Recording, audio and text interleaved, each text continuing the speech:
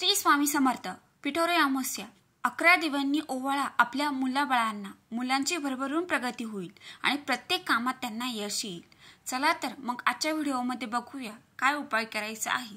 त्याआधी चॅनलवर नवीन असाल तर चॅनलला सबस्क्राईब करा.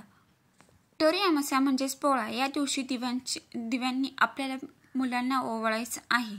ही अमावस्या सगळ्यात मोठी मानली जाते आणि तेवढंच हा सण सुद्धा, कारण या दिवशी पिठोरी अमावस्या असते. यावर्षी पिठोरी अमावस्या ही 22 ऑगस्ट 2025 रोजी आहे. ही अमावस्या 22 ऑगस्ट रोजी सकाळी 11:55 चालू होते तर 23 ऑगस्ट दुपारी सकाळी 11:35 संपेल. धार्मिक मान्यतेनुसार 64 योगिनी आणि देवी पार्वतीची पूजा या दिवशी केली जाते. पौराणिक मान्यतेनुसार या दिवशी माता पार्वतींनी 64 योगिनीसह भगवान गणेशाची पूजा केली, म्हणूनच याला पिठोरी अमावस्या असे म्हणतात. मुळात पिठोरी या शब्दाचा अर्थ पिठापासून बनवलेली मूर्ती, म्हणून या दिवशी महिला पिठापासून 64 योगिनीची मूर्ती बनवतात आणि त्याची पूजा करतात.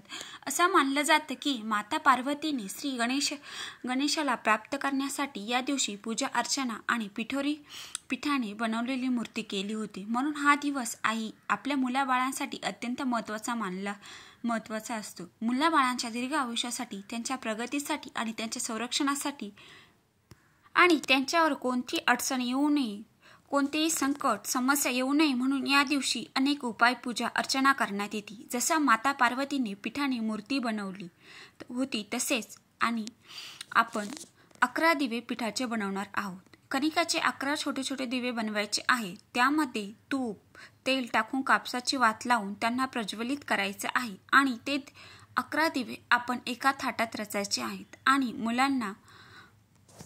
मुलं असो मुली असो त्यांना एकत्र बसवायचं आहे आणि त्यांना ओवाळायचं आहे. 11 वेळेस ओवाळायचं. आरती ओवाळतो तसं ओवाळायचं.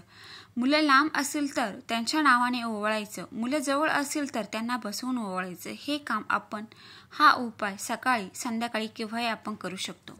आणि एक गोष्ट, आपल्याला फक्त कणकेच्या 11 दिव्यांनीच ओवाळायचं आहे आणि ओवाळताना फक्त बोलायचं आहे की सर्व विवादा, सर्व अडचणी, सर्व दुःख, सर्व दारिद्र्य दूर कर आणि माझ्या मुलाबाळांची प्रगती कर, यांचे रक्षण, माझ्या मुलाबाळांचे प्रत्येक संकटातून रक्षण कर. फक्त एवढं बोलायचं आहे आणि नक्की आवर्जून हा उपाय तुम्ही नक्की करा उद्याच्या दिवशी. अगदी सोपा आणि सरळ उपाय, साधा उपाय आहे आणि लाभ नक्की होतो. धन्यवाद. श्री स्वामी समर्थ.